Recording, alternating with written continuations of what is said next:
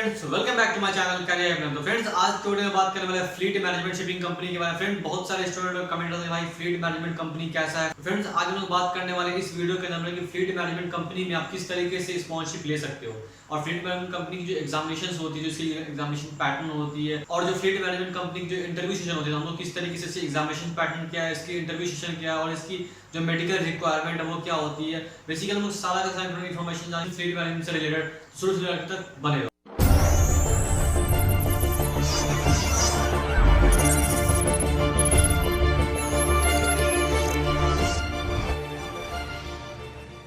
Friends, fleet management company की बात चले, इसके पास 600 से भी प्लस शिप्स है और दूसरे नंबर पे वर्ल्ड वाइड शिपिंग कंपनीज है। और फ्लीट मैनेजमेंट कंपनी के अंदर बहुत सारे टैंकर्स वेसल्स है, बहुत सारे रोरो है, बहुत सारे बल्क वेसल्स है, इसमें डिफरेंट टाइप्स की वेसल्स है। बहुत सारे स्टूडेंट लेवल में बेसिकली ये डाउट होता है कि भाई क्या 12th के बाद हम लोग फ्लीट मैनेजमेंट कंपनी से स्पॉन्सर ले सकते हैं, क्या फ्रेशर स्टूडेंट होते हैं वो स्पॉन्सर ले सकते हैं। बिल्कुल आप फ्रेंड्स, अगर आप 12th किए हो, अगर आप 12th की प्रिपरेशन कर रहे हो, तो अगर आप 12th अपेयरिंग स्टूडेंट हो तो आप भी फ्लीट मैनेजमेंट कंपनी का स्पॉन्सर ले सकते हो। फ्लीट मैनेजमेंट का स्पॉन्सरशिप लेने की जो एलिजिबिलिटी रिक्वायरमेंट है वो आपको फुलफिल करनी पड़ेगी, देन आपको फ्लीट मैनेजमेंट का स्पॉन्सरशिप मिल जाएगा। फ्रेंड्स, मैं आप लोगों को बताऊंगा फ्लीट मैनेजमेंट कंपनी के बारे में। जैसे कि जो कंपनी है वर्ल्ड की सेकंड लार्जेस्ट मैनेजमेंट कंपनी कह सकते हो, ठीक है। प्रीवियस वीडियो मैंने आप लोगों को लाकर दिया था वेटिंग पीरियड पे, तो आप लोग ऑब्वियसली उस वीडियो में आप लोगों को देखा होगा फ्लीट मैनेजमेंट का अराउंड 14 मंथ वेटिंग पीरियड चल रहा है। बट अभी सडनली क्या है कि फ्लीट मैनेजमेंट बहुत सारे टैंकर्स खरीद रही है, बहुत सारी बल्क शिप्स खरीद रही है। इसकी वजह से क्या होगा, जो स्टूडेंट लोग को टाइम लगता था शिप पे ज्वाइनिंग करने में या फिर जो कंपनीज की जो वेटिंग पीरियड बढ़ चुकी थी वो जल्दी से जल्दी वेटिंग पीरियड कमेगी। तो यार मैं आप लोगों को फ्लीट मैनेजमेंट शिपिंग कंपनीज जो है इसको सिंपल से जाके आप स्पॉन्सरशिप दे सकते हो। इसमें डिफरेंट कॉलेजेस के अंदर ये आके स्पॉन्सरशिप प्रोवाइड कराती है और बहुत सारे कॉलेज से टाइप हो चुकी है कंपनी, ठीक है। तो फ्लीट मैनेजमेंट कंपनी जो है बहुत ही बढ़िया कंपनी है, ठीक। दूसरे नंबर पे मैं आप लोग को बता दूं कि देखो ये जो फ्लीट मैनेजमेंट शिपिंग कंपनी है 2024 तक बहुत ही लिमिटेड कैंडिडेट बनेगा। मींस कि इसके पास जो वेटिंग पीरियड जा चुकी है वो इसको जल्द से जल्द सॉर्ट आउट करने के चक्कर में बहुत ही कम स्टूडेंट लोग को लेगा, ठीक है। तो आप लोग को अगर फ्लीट मैनेजमेंट कंपनी में अगर आपको कोई स्पॉन्सरशिप लेना है तो आप लोग डिफरेंट कॉलेज में अप्लाई करो जहां ये फ्लीट मैनेजमेंट कंपनीज आती है। पहले मैं आप लोगों को बता दूं कि फ्लीट मैनेजमेंट कंपनी का प्रोसीजर क्या। देखो, इसकी फ्लीट मैनेजमेंट कंपनी की सबसे पहले दो रिक्वायरमेंट है। पहला कि आप लोग को 12th में एटलीस्ट 70% आपको 12th में मार्क्स होने चाहिए। दूसरा कि आपको इंग्लिश में 70% मार्क्स होने चाहिए। फ्रेंड्स, और बात अलग है कि हर कंपनी की अलग अलग रिक्वायरमेंट है, हर कंपनी की अलग पॉलिसी है, बट फ्लीट मैनेजमेंट के अकॉर्डिंगली आपको चलना पड़ेगा। फ्लीट मैनेजमेंट की अगर मैं बात करूं कि 12th की बेसिस पे, अगर मैं बात करूं 10th के, तो आपको अच्छी खासी मार्क्स के यहाँ पे वेटेज चाहिए होगा, ठीक है, फ्लीट मैनेजमेंट कंपनी के अंदर में।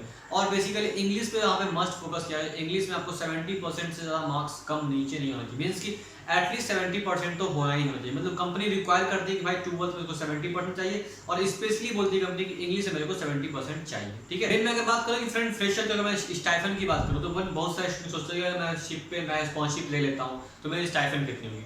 देखो फ्रेंड, हर कंपनी की स्टाइफन अलग अलग होती है, उसकी सैलरी अलग अलग होती है। वैसे तो अगर फ्लीट मैनेजमेंट की अगर स्टाइफन की बात की जाए तो फ्लीट मैनेजमेंट बोलता है आपको $719 वो देता है स्टाइफन में, बट ठीक है। अब बात करो फ्रेंड फ्लीट मैनेजमेंट कंपनीज में कौन कौन सी कॉलेज में आती है। बेसिकली फ्रेंड बहुत सारी कंपनीज है, बहुत सारे कॉलेजेस में आती है, लेकिन मैं आप लोग को बता दूं कुछ ऐसे कॉलेजेस के मैं आपको बताऊंगा जहां कंटिन्यूसली कंपनी आती रहती है फ्लीट मैनेजमेंट की, ठीक है। तो कंपनी की क्या होती है, कंपनी का जो होता है वो एक बॉन्डिंग होता है। मीन्स कि वो एक कॉलेज के साथ एक टाइप होकर वो एक बॉन्ड किया रहता है कि भाई मेरे को मानो कि इस कॉलेज से इतने स्टूडेंट उठाने हैं, ठीक है। चाहे वो मर्क्स लाइन हो गया, चाहे वो डॉक्टर हो गया, चाहे वो स्कॉर्पियो हो गया, तो हर कंपनी की अलग अलग एक रिक्वायरमेंट है, उस हिसाब से वो लोग स्टूडेंट लेते हैं। इसी तरीके से फ्लीट मैनेजमेंट कंपनी क्या है कि फ्लीट मैनेजमेंट कंपनी कुछ कॉलेजेस में जाती है और कुछ कॉलेज से उसका टाइप हो चुका है कि ठीक है भाई आपके कॉलेज में 5 स्टूडेंट लूंगा या फिर आपके कॉलेज में 25 स्टूडेंट लूंगा।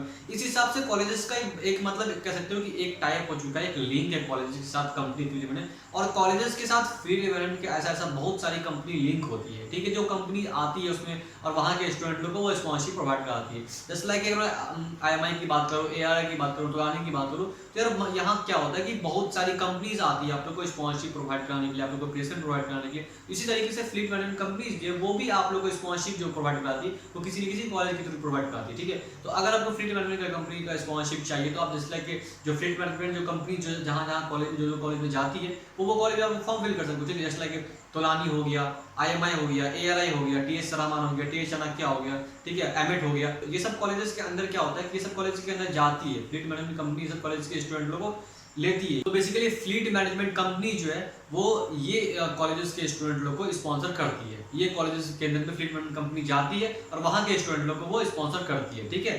तो यार फ्लीट मैनेजमेंट का यही सीन है। अभी भी मेरे 2-3 स्टूडेंट हैं जो फ्लीट मैनेजमेंट कंपनी से स्पॉन्सर है। जस्ट लाइक एक स्टूडेंट IMI से IMI में पढ़ रहा है और एक स्टूडेंट ARI में पढ़ रहा है। तो वो लोग जो स्टूडेंट है वो फ्लीट मैनेजमेंट कंपनी से स्पॉन्सर है, ठीक है। जबकि 2020 के अगस्त बैच का आप लोगों को पता होगा, उस टाइम में जो फ्लीट मैनेजमेंट का जो इंटरव्यू हुआ था, बेसिकली वो सारा इंटरव्यू ऑनलाइन हुआ था और मेरे जो सब्सक्राइबर लोग थे वो उन्होंने ऑनलाइन इंटरव्यू दिया था घर पे बैठे बैठे, तो उन लोगों का फ्लीट मैनेजमेंट में सिलेक्शन हो गया। तो मैं आपको बता दूं कि पूरे जो प्रोसीजर है, आप सिंपल सा फॉर्म कॉलेज में फॉर्म भरते, फिर कॉलेज आपको बोलते हैं कि फ्लीट मैनेजमेंट का फॉर्म भरो, फिर उसका एग्जामिनेशन होता है, इंटरव्यू होता है, फिर मेडिकल होता है। तो पूरा प्रोसीजर है फ्लीट किसी भी कंपनी का, चाहे वो फ्लीट मैनेजमेंट कंपनी हो गई, चाहे वो स्कॉर्पियो, किसी भी कंपनी का बात करो, तो आप लोग को जो स्पॉन्सरशिप लेने का एक प्रोसीजर होता है, कॉलेज में एडमिशन लेने का एक प्रोसीजर होता है, आप उसके इनडायरेक्टली वे में नहीं जा सकते हो, ठीक है। आपको उस पाथ को फॉलो करना पड़ेगा, ठीक है ना। उसके बाद फ्लीट मैनेजमेंट का जो स्पॉन्सरशिप एग्जाम होता है, इस एग्जामिनेशन की अगर मैं बात करूँ तो इस एग्जामिनेशन में देखो 50 क्वेश्चन होते हैं, ठीक है। 50 क्वेश्चन होते हैं और 100 मार्क्स के होते हैं, यानी कि एक क्वेश्चन जो होता है वो 2 मार्क्स का होता है, ठीक है। इसमें फिजिक्स, केमिस्ट्री, मैथमेटिक्स, इंग्लिश और आपको थोड़े बहुत हिस्ट्री के, थोड़े बहुत पॉलिटिकल साइंस के थोड़े बहुत क्वेश्चन आएंगे, ठीक है। इसमें आपको एग्जामिनेशन प्रिपरेशन करने के लिए कोई भी मैं आप लोगों को एक्स्ट्रा बुक्स रिकमेंड नहीं करूंगा, क्योंकि आप अगर 11th 12th 10th अगर आपने बेसिकली पढ़ा है, आप 6 सही से पढ़ते हुए आ रहे हो, तो यार स्पॉन्सरशिप लेना बहुत ही ईजी हो जाता है। अब थोड़े बहुत एक्स्ट्रा नॉलेज लेने की जरूरत पड़ी, जो आप लोग बता देता हूँ बेसिकली। तो यार आप लोगों को पता होगा फिजिक्स के अंदर में क्या क्या पूछते हैं, जस्ट लाइक फिजिक्स में हो गया थर्मामीटर हो गया, डिस्टेंस हो गया, इलेक्ट्रिक करंट हो गया, जो नॉर्मल जो क्वेश्चन होता है, शॉर्ट सर्किटिंग हो गया, उस सबसे रिलेटेड फिजिक्स में थोड़े बहुत पूछते हैं। थोड़े बहुत नॉमिकल बहुत कम होते हैं, बट थोड़े बहुत ऐसा क्वेश्चन होता है जो आप लोग को, क्योंकि देखो MCQ क्वेश्चन होता है, तो यहाँ पे क्वेश्चन देख के तुरंत उसका आंसर दे सकते हो, और 2-3 क्वेश्चन होते हैं MCQ में भी, 2-3 क्वेश्चन नॉमिकल होते हैं, बट वो सब अगर आप जस्ट लाइक फॉर्मूला किसी भी क्वेश्चन का पुट कर देते हो, मतलब कि अगर आपको करंट निकालने के लिए बुलाता है, तो कोई वोल्टेज निकालने के लिए बुलाता है, जस्ट लाइक फॉर्मूला पुट करो और फॉर्मूला पुट करने का रिजल्ट निकल जाता है, ठीक है। तो फिजिक्स के क्वेश्चन हो गए। उसके अंदर बात करूँ कि मैथमेटिक्स में आपको मैट्रिक्स हो गया, मैट्रिक्स के बाद थोड़े बहुत लीनियर अलजेब्रा के थोड़े क्वेश्चन होते हैं, ठीक है। और मैथमेटिक्स से बहुत ही कम क्वेश्चन होते हैं, मींस कि 2-4 क्वेश्चन कह सकते हैं मैथमेटिक्स से होते हैं, मैथमेटिक्स से बहुत ही कम क्वेश्चन होते हैं, और मैथमेटिक्स की बहुत ही इजी बन जाएगी क्वेश्चन, बस बहुत ही इजी क्वेश्चन होते हैं फ्लीट मैनेजमेंट की। मैंने बहुत सारे स्टूडेंट लोगों को देखा है फ्लीट मैनेजमेंट का एग्जाम देते हुए। मेरे जो प्रीवियस ईयर जो 2020 के अगस्त बैच के जो मेरे स्टूडेंट लोगों ने एग्जाम दिया, तो उसका फीडबैक के अकॉर्डिंग मैं आपको बता रहा हूँ कि क्वेश्चन बहुत ही ईजी होता है। अगर आपने 9th 10th 11th 12th आपने ठीक से पढ़ा है, आपने एक नॉर्मल वे से एक एवरेज भी स्टूडेंट हो, तो आराम से स्पॉन्सरशिप निकाल सकते हो बिंदास, ठीक है। क्योंकि इसमें एक एवरेज क्वेश्चन पूछा जाता है, ज्यादा कोई हाई लेवल क्वेश्चन नहीं होता है, कुछ क्वेश्चन होता है, मैं आप लोगों को बता देता हूँ कि यार आराम से पढ़ोगे निकल जाएगा। और सेम इसी तरीके से केमिस्ट्री की बात करूँ तो केमिस्ट्री में भी सेम है कि सॉलिड वगैरह, सॉलिड गैस लिक्विड हो गया, ड्राई आइस हो गया, CO2 वगैरह हो गया, जस्ट लाइक कि बेकिंग सोडा हो गया, वॉशिंग सोडा हो गया, ये सबसे थोड़ा फॉर्मूला पूछ लेंगे। तो केमिस्ट्री, फिजिक्स, मैथमेटिक्स में नॉर्मल बहुत ज्यादा क्वेश्चन होते हैं। और इंग्लिश की जो बात करो, बेसिकली इंग्लिश अगर आपको ग्रामेटिकल थोड़े बहुत क्वेश्चन रहेंगे इंग्लिश में, ठीक है। जो इज, एम, आर कहाँ पे लगता है, ठीक है, उसकी डैट, दिस, तो ये सब की बेसिकली थोड़ी बहुत जो बेसिक्स नॉलेज होती है, किसी भी सब्जेक्ट की जो बेसिक्स नॉलेज है वही आपसे पूछी जाएगी कंपनीज के अंदर में, तो बेसिक्स जरूर स्ट्रांग होगा, ठीक है। दिन अगर पॉलिटिकल की मैं बात करूँ तो पॉलिटिकल में थोड़े बहुत आर्टिकल्स वगैरह थोड़े बहुत पढ़ लेना, थोड़े बहुत आर्टिकल्स से रिलेटेड थोड़े बहुत क्वेश्चन पूछे जाते हैं। तो एग्जामिनेशन में समझ लो कि एग्जाम बहुत ही इजी वे में होता है, अगर आप सही से ढंग से पढ़े हो 11th 12th, तो एग्जाम आपका आराम से निकल जाएगा, ठीक है। एग्जाम में कुछ भी कोई बहुत ही हाई रैंक का क्वेश्चन नहीं होता है, आपके बोर्ड लेवल का होता है। तो नॉर्मली अगर आप ठीक से 10th 12th पढ़े हो और आपका बेसिक्स अगर ठीक है, मींस एवरेज है, तो आराम से फ्लीट मैनेजमेंट कंपनी का एग्जाम है। तो यार इंटरव्यू थोड़ा टफ हुआ था स्टूडेंट लोग के लिए। तो इंटरव्यू में बता दूं कि इंटरव्यू जो प्रीवियस ईयर इंटरव्यू हुआ था, ठीक है, उसकी बेसिस पे मैं आपको बता रहा हूँ कि जो प्रीवियस ईयर इंटरव्यू हुआ था, तो वहाँ पे थोड़े बहुत क्वेश्चन रिलीजियस से पूछा गया था, मींस कि जस्ट लाइक आप जिस भी रिलीजियस से बिलोंग करते हो, तो उससे रिलेटेड थोड़े बहुत क्वेश्चन पूछ लिया था। जस्ट लाइक अगर आप हिंदू रिलीजियस से हो या फिर किसी मुस्लिम रिलीजियस हो, तो हिंदू से पूछ लेंगे कि महाभारत क्यों हुआ था, या फिर कुछ भी ऐसा इस टाइप का जो मतलब बेसिक्स से है, उस टाइप का क्वेश्चन पूछ। जैसे अगर आप मुस्लिम हो तो मोहम्मद कौन थे, या फिर कुछ भी इस टाइप का क्वेश्चन, मतलब बहुत ही ईजी होता है, बट जो बेसिक्स होता है, ठीक है। तो यार रिलीजियस बेस पे थोड़े बहुत क्वेश्चन पूछते हैं यहाँ पे, ठीक है, फ्लीट मैनेजमेंट कंपनी में। तो यार इसको थोड़ा देख लेना, ठीक है, इस पार्ट्स को थोड़ा देख लेना। उसके बाद से अपने आप को अच्छे से इंट्रोड्यूस कर पाओ, ठीक है। ये बेसिकली इसी पे फोकस करना कि खुद को आप किस तरीके से वहाँ पे इंट्रोड्यूस करते हो, ठीक है। और देन नेक्स्ट लेवल पे जो भी स्टूडेंट लोग फॉर्म भरोगे, तो यार ये बात हमेशा करना, किसी भी कंपनी का फॉर्म भरो, चाहे फ्लीट मैनेजमेंट का फॉर्म भरो, चाहे स्टडी, मतलब आप किसी भी शिपिंग कंपनी का फॉर्म भरो, अगर वहाँ पे हॉबी का ऑप्शन आ रहा है और आप पे हॉबी कम से कम हो, मीन्स कि जितना आप हॉबी भर रहे हो उस हॉबी के बारे में आप लोगों को सारा का सारा इन्फॉर्मेशन पता होना चाहिए। अगर सपोज कल बहुत सारे स्टूडेंट होते हैं यार क्या, मतलब फॉर्म भर रहे होते हैं, ठीक है, अब हॉबी में आ रहे हैं तो हॉबी में वो लोग क्रिकेट भर दिए, बैडमिंटन भर दिए, मतलब जो मन है वो भर देते हैं। बट उससे अगर हॉबी से रिलेटेड अगर क्वेश्चन पूछ लिया जाता है तो वो स्टूडेंट लोग वहाँ पर रिप्लाई नहीं दे पाते। तो यार ये बहुत ही बार आप लोग के लिए प्रॉब्लम क्रिएट कर देगा, क्योंकि हॉबी कम से कम दो, ठीक है। जस्ट लाइक जो आप अगर आप प्लेइंग क्रिकेट करते हो, अगर आपकी क्रिकेट आपकी हॉबी है तो वहाँ पे हॉबी दो। जरूरी नहीं कि आप 3-4-5 हॉबी देने की, मतलब एक ही दो, लेकिन उसके बारे में प्रॉपर नॉलेज होना चाहिए। जस्ट लाइक किसी स्टूडेंट अगर भर दे क्रिकेट, आप पूछ लेगा आपकी पिच की लेंथ कितनी होती है, बॉल की वेट कितनी होती है, या फिर बैट की लेंथ कितनी होती है, जो बेसिक्स क्वेश्चन होते हैं उस सब टाइप का क्वेश्चन पूछ लेगा। या फिर जो स्टूडेंट लोग स्पोर्ट्स में किसी अदर स्पोर्ट चूज करते हैं, जैसे लाइक बैडमिंटन चूज करते हो, या फिर जो स्टूडेंट लोग कबड्डी चूज करते हैं, तो उससे रिलेटेड कि अभी सडनली जो प्लेयर था, जो अभी जो मैचेस हुई थी, कहाँ हुई थी, तो उस टाइप के क्वेश्चन अगर आप हॉबी में कुछ भी भरते हो उस टाइप का, जैसे लाइक स्विमिंग भरते हो, स्विमिंग हो गया, सिंगिंग हो गया, या फिर स्विमिंग हो गया, सिंगिंग हो गया, साइकिलिंग हो गया, कुछ भी इस टाइप का अगर आप हॉबी में भरते हो तो उसके बारे में आप लोग अपडेट थोड़ा रहो और उसके बारे में पूरा डिटेल पता कर लो, ठीक है। चाहे आप मतलब कि अगर हॉबी के बारे में यहाँ पे स्टूडेंट लोग को यार कंपनी के पास एक एक चीज़ की इंपैक्ट पड़ती है आपका, ठीक है। चाहे वो आपका कम्युनिकेशन, आप किस तरीके से प्रॉब्लम फेस कर रहे हो, वो भी वहाँ पे बहुत ही बड़ा रोल होता है वहाँ पे, कि आप सामने वालों को किस तरीके से फेस कर रहे हो, ठीक है। तो यार ये सब चीज़ पे ध्यान रखो, क्योंकि ये सब चीज़ एक ऐसा पॉइंट है कि जिसको अगर आप खुद पे जाओगे तो इम्प्रूव कर सकते हो, ठीक है। कम से कम हॉबी देखे, उसके बाद डिटेल पता रखे, आप कंपनी में जाओगे तो अच्छा से अच्छा मार्क्स स्कोर कर सकते हो कंपनी में, और डेफिनेटली स्पॉन्सरशिप ले सकते हो, ठीक है। ऐसा नहीं अगर आप क्वेश्चंस का आंसर नहीं आता आप सॉरी बोल के आगे बढ़ सकते हो। जरूरी नहीं है कि आप उसको कुछ भी मतलब कुछ भी अपने मन से लगाने की जरूरत नहीं, हाँ नहीं आ रहा है एक चेहरे पे स्माइल दो, आगे बढ़ जाओ, फिर वो नेक्स्ट क्वेश्चन डेफिनेटली पूछ लेगा, ठीक है। और देन आता है कि जो भी कंट्रीज की सी रूट्स हो गई, सी टाइम्स हो गई, ठीक है, कंट्रीज की सी रूट्स हो गई, सी टाइम्स हो गई, और फ्रेंड जो शिप्स की बेसिक्स पार्ट्स वगैरह हो गए, जो शिप्स की बेसिक्स पार्ट्स वगैरह पढ़ेगा, क्योंकि वो सब नॉलेज होता है जो बेसिकली आप लोगों को पढ़ाया जाता है, बट हम लोग क्या करते हैं उस लोगों को उस चीज़ को उतना फोकस नहीं करते हैं। जो शिप्स की बेसिक्स पार्ट्स हो गए, ठीक है, एंड जो कंट्रीज की जो सी रूट्स हो गई, ठीक है। मैंने जहाँ तक सुना है कि जो स्टूडेंट लोग उसने इंटरव्यू दिया था तो उन लोगों ने कहा था कि यार टाइमिंग से तो पूछता ही है कि यार यूए में कितना बज रहा है, तो अभी इतना इंडिया में कितना बज रहा है, फिर या फिर अभी इंडिया में इतना होता है फिर यूए में कितना होगा। तो ये वर्ल्ड क्लॉक के हिसाब से देख लेना कि कौन कितना आगे चल रहा है, कौन कितना पीछे चल रहा है, ठीक है। तो ये जरूर इस पर फोकस करना, ठीक है।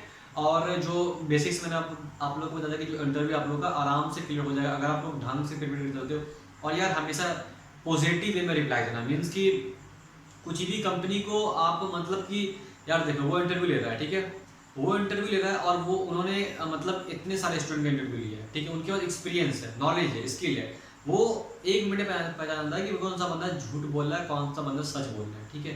तो यार मैं आप लोग को इतना बोलूँगा कि यार जितना से इतना शॉर्ट में इंटरव्यू निकाल लो।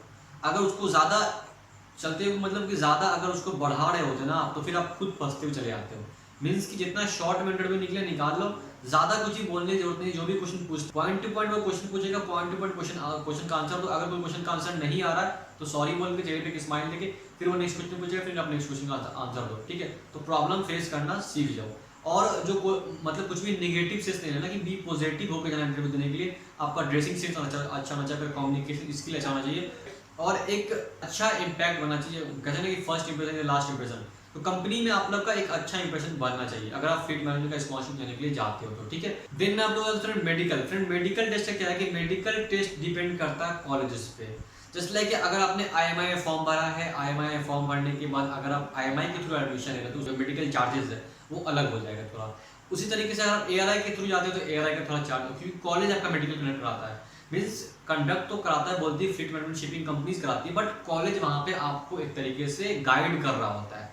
तो यहाँ पे कॉलेजेस का भी कुछ चार्ज बनता है, मीन्स कि अगर आप कंपनी को जाके अगर आप 5000 रुपीज़ मेडिकल चार्ज दे रहे होते हो तो ये 5000 rupees medical charge direct company के पास नहीं जा रहा होता, ये जा रहा होता है कुछ कॉलेजेस के पास भी, कुछ कंपनीज के पास भी, कुछ मेडिकल सेक्टर के पास भी, वो डिवाइड हो रहा होता है। ये सब बिजनेस चलता है, ठीक है फ्रेंड्स।